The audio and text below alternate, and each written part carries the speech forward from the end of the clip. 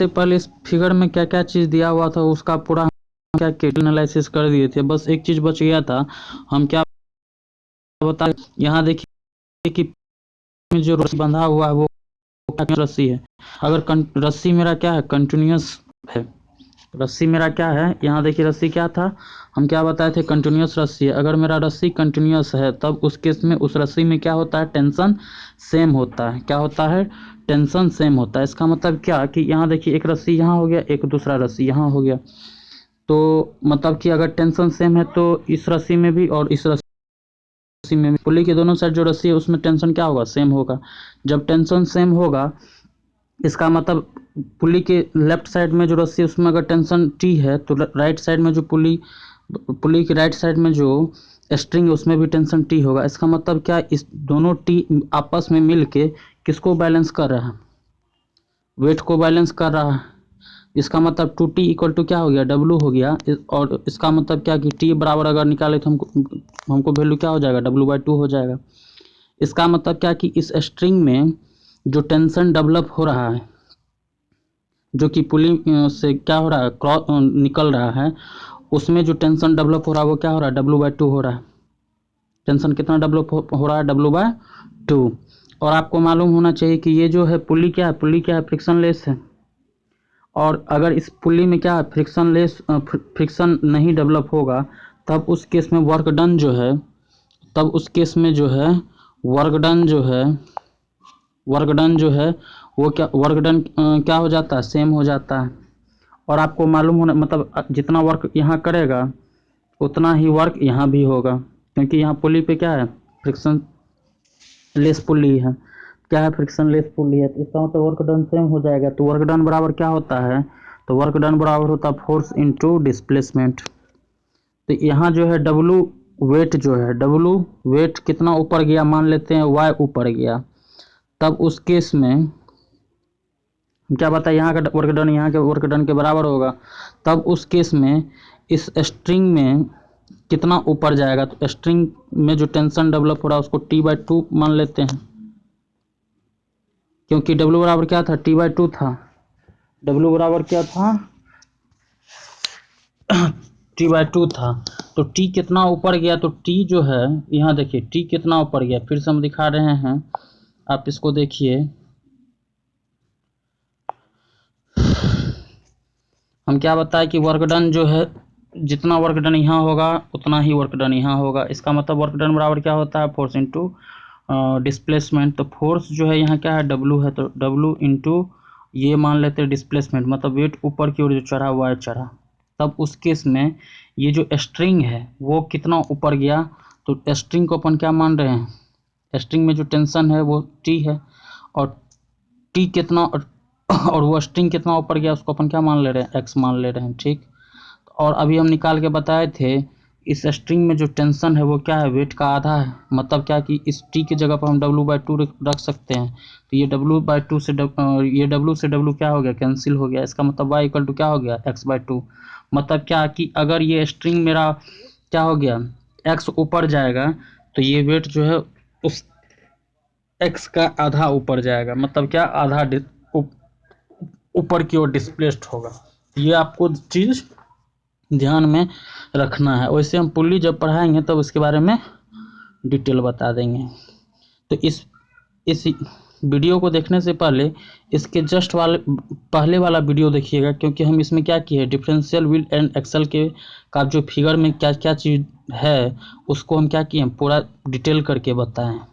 अब हम स्टार्ट करते हैं कंस्ट्रक्शन का मतलब क्या कि डिफरेंशियल व्हील एंड एक्सल। यहाँ देखिए differential wheel and axle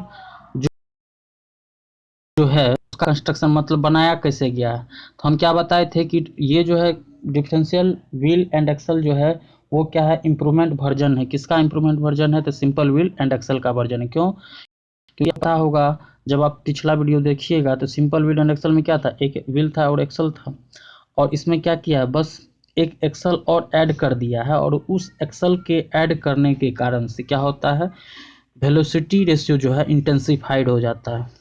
machine का ये जो है वेलोसिटी रेशियो क्या हो जाता है, इंटेंसिफाइड हो जाता है। आप यहाँ देखिए कंस्ट्रक्शन में क्या करा, it is an improvement from of simple wheel and axle, ये भी हम बता चुके हैं। क्या क्या करा है कि सिंपल व्हील एक्सल का ही ये क्या इम्प्रूवमेंट फॉर्म है, जिसमें कि हम क्या किए, एक एक्सल एक्स्ट्रा ऐड करके सिंपल व्हील एंड एक्सल को हम किस में कन्वर्ट किए हैं, डिफरेंशियल व्हील एंड एक्सल में कन्वर्ट किए हैं। नेक्स्ट पॉइंट क्या है, in which the velocity ratio is intensified with the help of load axle, with the help of load axle. कह रहा है कि यहाँ जो एक एक्स्ट्रा लोड एक्सल ऐड कर दिए, क्यों, क्योंकि उस एक्सल के साथ क्या अटैच है, लोड अटैच है, इस कारण से उसका नाम क्या पड़ गया, लोड एक्सल। कह रहा एक लोड एक्सल एक्स्ट्रा उसमें क्या किए हैं, सिंपल व्हील एंड एक्सल में डालने के कारण से उस का क्या हो जाता है, वेलोसिटी रेशियो इंटेंसिफाइड हो जाता है। नेक्स्ट पॉइंट क्या कह रहा है, in this case the load axle B C is, load axle BC is made of two part of differential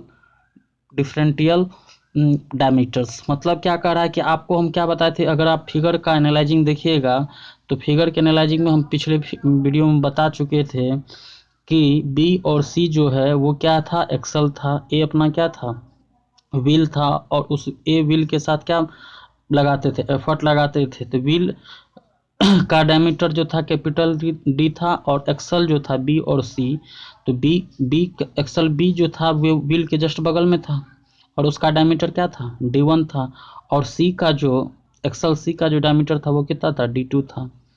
next point क्या है, like sample wheel and axle the wheel A and the axle B and C are keyed to the same shaft which is mounted on ball bearing in order to reduce the friction resistance to a minimum।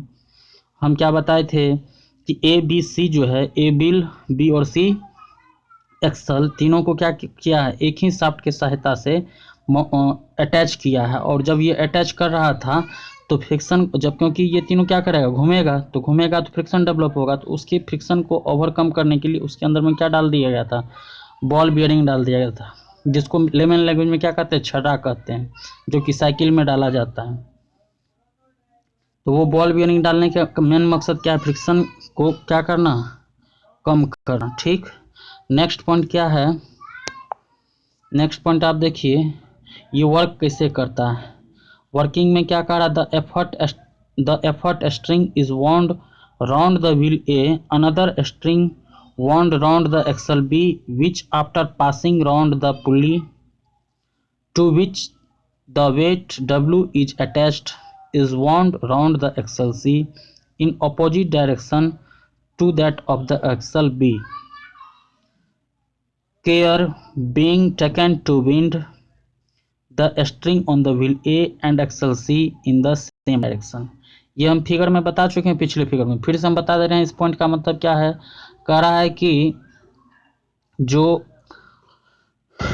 Axle B था, तो axle B पे जो रस्सी हम बांधे हुए थे, तो जब रस्सी हम बांधते थे तो उसका एक एंड क्या करते थे, रस्सी का बी पे अटैच करवा देते थे, उसके बाद उसको लपेटने के बाद उसका कुछ लपेटने के बाद जो पोर्शन बचा उसको क्या करते थे, पुली से होते हुए गुजारते हुए हम कहाँ ले जाते थे, सी पे ले जाते थे, फिर सी पे लपेटते थे, और उसके बाद उसको एंड को माउंटेड कर देते थे।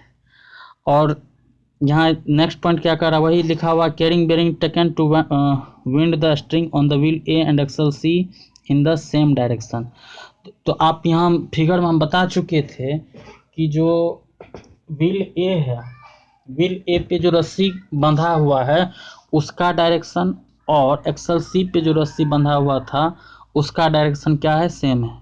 मतलब क्या कि जब आप एफर्ट व्हील पे एफर्ट लगाइएगा तो एक्सल से रस्सी खुलेगा, और ए से भी रस्सी खुलेगा, और सी से भी रस्सी खुलेगा। क्यों रस्सी खुलेगा, क्योंकि उसके बांधने का जो तरीका है वो क्या है, सेम है। सेम है इसका मतलब क्या, एक व्हील से अगर रस्सी खुल रहा है तो दूसरे एक्सल से भी रस्सी खुलेगा, बट सी पे बांधने का जो डायरेक्शन था वो क्या था, अपोजिट था। तो उस केस में क्या हो रहा है कि अगर इस दोनों से खुलता है तो सी में रस्सी लपेटा जाता है, जिसके कारण से व्हील, ये जो पुल्ली था वो ऊपर की ओर जा रहा था। जब पुल्ली ऊपर की ओर जाएगा तो वेट भी क्या हो जाएगा, फिगर को एनालाइज कीजिए, वेट भी ऊपर की ओर जाएगा, जो कि हम फिगर जब बता रहे थे उस समय में हम बता चुके थे। नेक्स्ट पॉइंट क्या कह रहा है, as a The result of this, when the string unwind from the wheel A, the other string also unwind from the axle C, but it wind on the axle B as shown in figure. तो हम बता चुके थे कि हम यही अभी बताए हैं कि एक्सल ए जो है व्हील ए और एक्सल सी से रस्सी खुलता है। विंड और अनविंड का मतलब क्या होता है? विंड मतलब होता है बंधा हुआ और बंधना, और अनविंड मतलब क्या होता है? खुलना। ठीक है, तो ये ध्यान में रखें कि ए में से रस्सी खुलता है, सी से रस्सी खुलता है, बट बी में रस्सी बंधता है जब वो क्या करता है? एफर्ट लगाते हैं, और उस एफर्ट लगाने के कारण से जब अपना व्हील मूव करता है। नेक्स्ट पॉइंट क्या कह रहा है? लेट मान लेते हैं कि diameter of the effort wheel, याद कीजिए कि diameter of the effort wheel क्या था? एफर्ट व्हील ए का क्या था? कैपिटल डी था। और diameter of the axle B क्या था? D1 था। और diameter of the axle C क्या था? D2 था। W क्या था? तो weight lifted by the machine. और इस वेट को लिफ्टेड करने के लिए जो आप एफर्ट लगा रहे थे एफर्ट व्हील पे, वो कितना था? P था। तो एफर्ट अप्लाई P क्या? तो effort applied to lift the weight, or we know that displacement of the effort in one revolution of effort wheel A, हम बता चुके थे फिगर में कि अगर ये एक रिवोल्यूशन करेगा व्हील अपना, तो उस केस में उस व्हील पे जो रस्सी बंधा हुआ था वो कितना खुलेगा? तो जितना उसका सरकमफ्रेंस होगा, मतलब परिधि होगा, उतना खुलेगा। तो विड्थ की परिधि कितना होता है? तो पाई डी या 2πr होता है। मतलब क्या, पाई डी अगर डिस्टेंस रस्सी खुलेगा तो मेरा एफर्ट भी जो है पाई डी डिस्टेंस नीचे की ओर आएगा। क्योंकि हम बता चुके थे हैंडपंप का हम बता चुके थे। हैंडपंप में क्या होता था? ये अगर हैंडपंप है और ये इसका क्या है? रॉड है, जिसपे कि अपन क्या करते हैं? एफर्ट लगाते हैं। तो जब ये एफर्ट लगाते हैं तो ये क्या करता है? रॉड मूव करेगा। तो रॉड मूव करेगा तो ये एफर्ट भी मूव करता है। मतलब क्या, पहले आप यहाँ लगा रहे थे एफर्ट, अब यहाँ एफर्ट लगा रहे हैं। ठीक है, तो अगर रस्सी खुलेगा, जितना रस्सी उससे खुलेगा उतना ही रस्सी क्या होगा? नीचे की ओर एफर्ट मेरा मूव करेगा, क्योंकि एफर्ट जो है हम कहाँ पे लगा रहे हैं? रस्सी पे तो लगा रहे हैं। अगर रस्सी मूव कर रहा है तो एफर्ट भी क्या होगा? मूव करेगा। तो वही हम यहाँ लिखे हुए हैं, we know that the displacement of the effort in one revolution of effort will a equal to pi into capital D. So length of, इसीलिए length of string which will wound on the axle B in one revolution. तो कह रहा है कि wound, यहाँ देखिए wound का मतलब क्या होता है? बंधना। और अनवाउंड का मतलब होता है खुलना। ठीक है, तो कह रहा है कि जब हम क्या बताए थे कि ये जो है एक्सल जो है, एक एक्सल और दो एक्सल और एक व्हील, ये तीनों क्या है? एक ही शाफ्ट पे अरेंजमेंट था। मतलब कि अगर मेरा व्हील जो है एक एक रिवोल्यूशन करेगा, वन रिवोल्यूशन करेगा, तो दोनों एक्सल भी क्या होगा? वन रिवोल्यूशन करेगा। तो जब दोनों एक्सल वन रिवोल्यूशन करेगा, तो आपको मालूम होना चाहिए कि बी जो है एक्सल, उसमें क्या होता है? रस्सी बंधता है। तो उसमें कितना बंधाएगा? तो एक रिवोल्यूशन करेगा तो एक बार वो पूरा घूमेगा, तो जितना घूमेगा उतना रस्सी उसमें बंधाएगा। तो अगर उसका डायमीटर क्या था? D1 था। एक्सल एक्सल बी का जो डायमीटर क्या था? D1 था। तो उसमें कितना रस्सी बंधाएगा? पाई इंटू D1 रस्सी बंधा जाएगा। End length of string which will unwound from axle C in one revolution. हम क्या बताए थे? एक्सल सी से क्या होता है? रस्सी खुलेगा। अगर ये रिवोल्यूशन करता है, वन रिवोल्यूशन करेगा, तो सी से जो है रस्सी बाहर खुल के बाहर निकलेगा। तो जब ये बाहर निकलेगा तो कितना निकलेगा? जितना उसका डायमीटर होगा। तो पाई इंटू D2। और आप फिगर को याद कीजिए कि जो एक्सल था सी, उसका डायमीटर है कम, और एक्सल बी का जो डायमीटर है ज़्यादा। क्या बताए थे? एक्सल सी का डायमीटर क्या है? कम, और एक्सल बी का जो डायमीटर है उसका है डायमीटर ज़्यादा। तो और क्या बताए थे? एक्सल ए और एक्सल जो है बी और सी पे जो रस्सी बंधा हुआ वो क्या है? सेम रस्सी है। मतलब एक एंड रस्सी का बी पे है तो दूसरा एंड रस्सी का सी पे है। और दोनों का बांधने का तरीका भी क्या था? अलग अलग था, जिसके कारण से एक से खुलता है तो दूसरा में क्या होता है? बंधाता है। तो आप गौर कीजिए, फिगर में ध्यान दीजिएगा। फिगर अगर आपको याद होगा तो सी रस्सी से, अगर फिगर नहीं याद है तो इससे पहले वाला वीडियो देखिए, पूरा फिगर के बारे में बताया गया है, डिफरेंशियल व्हील एंड एक्सल के फिगर के बारे में। तो सी से जो है रस्सी क्या होता था? खुलता था। तो सी का जो डायमीटर है वो क्या है, कम है तो उसका परिधि भी कम होगा। अगर परिधि कम है तो एक रिवोल्यूशन करेगा तो कम रस्सी खुलेगा। और डी, ये जो बी है, बी का जो है डायमीटर क्या था, ज़्यादा था। एक्सल बी का डायमीटर क्या था, ज़्यादा था। अगर डायमीटर ज़्यादा होगा तो वो क्या करेगा, ज़्यादा रस्सी बांधेगा। तो एक रिवोल्यूशन में, वन रिवोल्यूशन में ये कम छोड़ता है और ये ज़्यादा बांधता है। तो उस केस में पुल्ली क्या करेगा, मूव करेगा। अगर पुल्ली मूव करेगा तो वेट भी क्या होगा, मूव करेगा ऊपर की ओर। तो हम, तो वेट कितना मूव करता है, तो जितना पुल्ली मूव करेगा ऊपर की ओर उसके आधा। और ये हम प्रूव करके भी दिखा चुके थे। तो यहाँ अगर पूछेगा, यहाँ तक तो आपको क्लियर हो गया होगा। So length of the string which will unwound from the axle C in one revolution equal to pi into D two. So length of a string which will wound in one revolution equal to क्या हो जाएगा, pi D one minus pi D two equal to pi into D one minus D two. ठीक है, यहाँ देखिए पाई D खुला, खुला कितना था, पाई डी वन क्या था, बंधा इतना था। यहाँ देखिए बंधा इतना था, खुला कितना था, इतना। तो ओवरऑल खुला के मतलब ऊपर की ओर कितना चढ़ गया होगा, pi into D one minus D two ऊपर की ओर चढ़ गया होगा पुल्ली। तो जब ये पुल्ली जो है ऊपर pi D one, pi into D one minus D two चढ़ा तो ये जो वेट है वो कितना ऊपर चढ़ा होगा। तो हम क्या बताए थे अभी प्रूव करके कि वेट जो है जितना पुल्ली ऊपर चढ़ता है उसका वेट क्या होता है, आधा चढ़ता है। इस कारण से अगर इसमें से हम इतना में हम क्या करेंगे, 1/2 से मल्टीप्लाई कर देंगे तो वेट मेरा कितना ऊपर की ओर चढ़ा ये हमको पता चल जाएगा। तो और ये क्या हो गया, पाई/2 into D one minus D two. मतलब क्या कि अगर आप एफर्ट पी लगाते हैं तब उसके कारण से जो आपका वेट डब्लू है वो कितना डिस्टेंस ऊपर की ओर जा रहा है, पाई/2 into D one minus D two. ठीक, और आपको पता है कि वेलोसिटी रेशियो क्या होता है, तो वेलोसिटी रेशियो होता है y/x। ठीक है, y/x हम बता चुके थे कब, जब हैंडपम्प का एग्जाम्पल पे। तो उसी को y/x को, y क्या था, तो displaced moved by the effort था। तो यहाँ y की जगह पे क्या है, पाई डी है। तो यहाँ देखिए वेलोसिटी रेशियो क्या होता है, तो वेलोसिटी रेशियो होता है distance moved by the effort upon में। फिर से अगर किसी को याद नहीं है तो फिर से हम बता दे रहे हैं।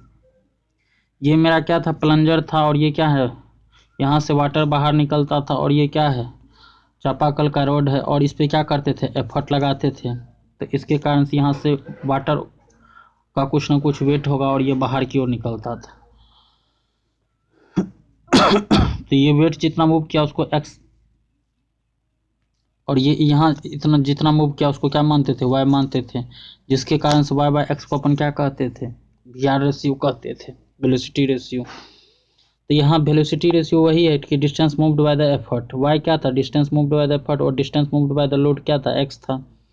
यहाँ देखिए वेलोसिटी रेशियो अगर कहेगा निकालने के लिए तो वेलोसिटी रेशियो बराबर क्या होता है, हमको पता है कि distance moved by the effort upon में distance moved by the load. तो distance moved by the effort क्या है, तो एफर्ट कितना मूव किया था, कैपिटल पाई, मतलब कि एफर्ट कितना मूव किया था, पाई इंटू कैपिटल डी।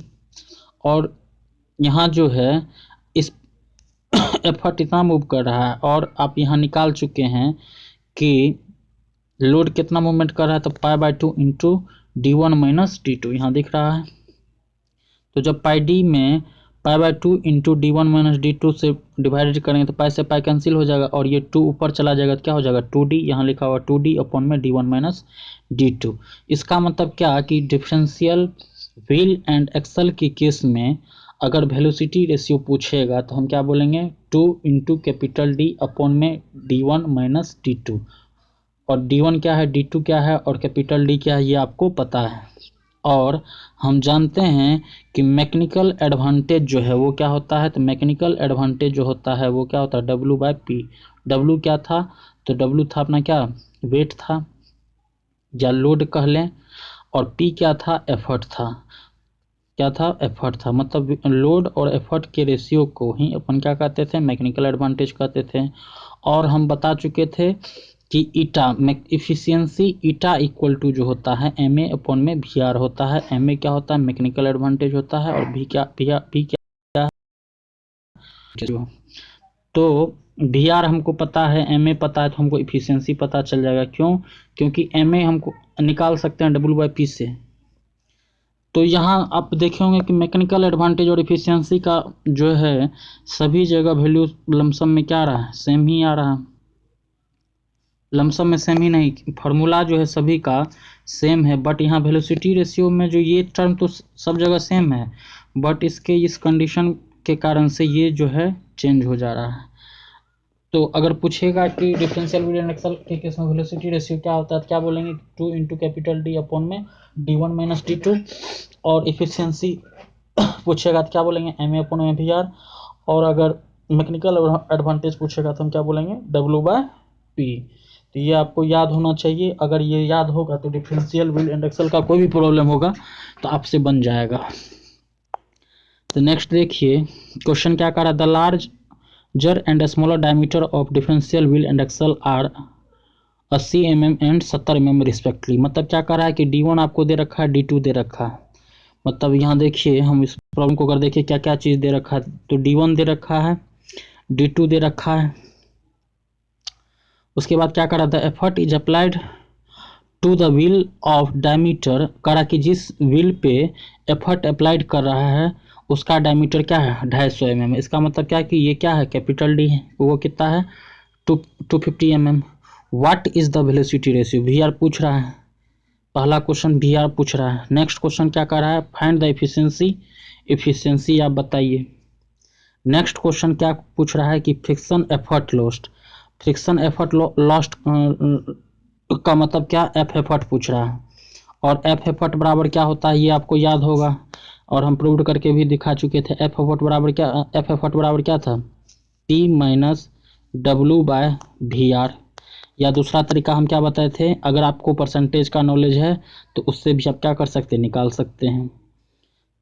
तो ये एफ एफर्ट निकालना है, कब निकालना है एफ एफर्ट, तो आपको एफ एफर्ट निकालना है कब, जब आपका लोड हो 1050 न्यूटन उठाने के लिए, लिफ्ट करने के लिए, by an effort of 25 Newton.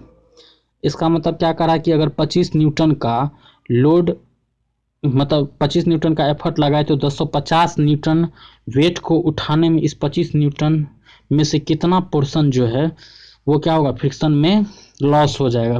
मोटा मोटी ये पूछ रहा है, अगर लेमन लैंग्वेज में बात करें तो। यहाँ देखिए, तीनों क्वेश्चन को हम क्या करते हैं, बारी बारी से सॉल्व करते हैं। तो पहला क्वेश्चन में पूछ रहा था वेलोसिटी रेशियो, और velocity ratio differential wheel and axle का क्या होता है, जो आपको मालूम होगा, अभी हम बता चुके हैं। क्या होता है, 2 इंटू कैपिटल डी अपॉन में D1 माइनस D2। तो D1 दे रखा था 80, D2 दे रखा है 70 mm, कैपिटल डी दे रखा 250 mm। एफ एफर्ट पूछ रहा है, एफ एफर्ट पहला देखिए, एफ एफर्ट पूछ रहा है, वी आर पूछ रहा है, और क्या पूछ रहा था, इफिशियंसी पूछ रहा था। डब्ल्यू दे रखा है 1050 न्यूटन, तब पी जो है दे रखा है 25 न्यूटन। तो अब सबसे पहला वेलोसिटी रेशियो निकालते थे। वेलोसिटी रेशियो जो है डिफरेंशियल व्हील एंड एक्सल के केस में क्या होता है, 2D अपॉन में D1 माइनस D2। तो 2 इंटू डी के जगह पे क्या हो जाएगा, डी का वैल्यू कितना दे रखा है, 250, D1 का वैल्यू 80 और D2 का वैल्यू 70। तो 2 गुना 250 अपन में 80 माइनस 70, 80 माइनस 70 10, ऊपर में 500, तो 500 अपन में 10 क्या हो जाएगा, 50। मतलब क्या कि वेलोसिटी रेशियो क्या हो गया, 50। तो आप यहाँ देख पा रहे होंगे, इससे पहले जो सिंपल विंड एंड एक्सल का प्रॉब्लम बना रहे थे उसमें जो वेलोसिटी रेशियो 10 आता था, 8 9 10 आ रहा था, अब जो है वेलोसिटी रेशियो क्या आ रहा है, 50 आ रहा है। तो आप यहाँ देख पा रहे होंगे कि वेलोसिटी रेशियो क्या हो रहा है, इंटेंसिफाइड हो रहा है, मतलब क्या बढ़ रहा है। तो हम बताबो किए थे कि डिफरेंशियल व्हील एंड एक्सल क्या करता है, इंटेंसिफाइड करता है। किस चीज़ को इंटेंसिफाइड करता है, तो वेलोसिटी रेशियो को इंटेंसिफाइड करता है। अब देखिए, इफिशियंसी अगर निकालना है तो आपको क्या होना चाहिए, मैकेनिकल इफिशियंसी निकालना है, तो इफिशियंसी ईटा इक्वल टू क्या होता है, तो इफिशियंसी ईटा इक्वल टू होता है एम ए अपॉन में V R. Efficiency eta equal to क्या होता है, एम ए अपॉन में वी आर, और एम ए क्या होता है, W by P, W by P upon में वी आर। तो डब्ल्यू कितना दे रखा है, 1050, टी कितना रखा 25 अपन में वी आर। अब वी आर निकालेंगे तो ये कितना हो गया, वी आर अभी निकाल चुके हैं 50। तो अगर हम इसका कैलकुलेशन करेंगे तो 2125 ये 21/25 आता है, और इसका अगर 21/25 का वैल्यू निकालते हैं तो ये आता है 0.84। और आपको मालूम होना चाहिए कि इफिशियंसी को जो है हम परसेंटेज के फॉर्म में रिप्रेजेंट करते हैं। तो अगर परसेंटेज के फॉर्म में 0.84 को रिप्रेजेंट करना है तो उसमें क्या करना पड़ेगा, 100 से मल्टीप्लाई करना पड़ेगा। तो अगर 100 से मल्टीप्लाई करते तो ये कितना हो गया, 84% हो गया। अब आपसे पूछ रहा है एफ एफर्ट, क्या पूछ रहा है, एफ एफर्ट। तो हम सबसे पहले एफ एफर्ट जो निकाल रहे हैं, एफ एफर्ट क्या होता है कि जो आप एफर्ट लगा रहे हैं उसका कितना पोर्शन जो है फ्रिक्शन को ओवरकम करने में क्या हो गया, बर्बाद हो गया, वो हमको निकालना है। अब यहाँ देख सकते हैं कि इफिशियंसी कितना है, 84%। इफिशियंसी 84% का मतलब क्या हो गया कि जितना आप इनपुट दे रहे हैं उसका 84% ही आउटपुट में कन्वर्ट हो रहा है। तो भैया 16 और जो नेक्स्ट जो बचा हुआ परसेंटेज वो कहाँ जा रहा है।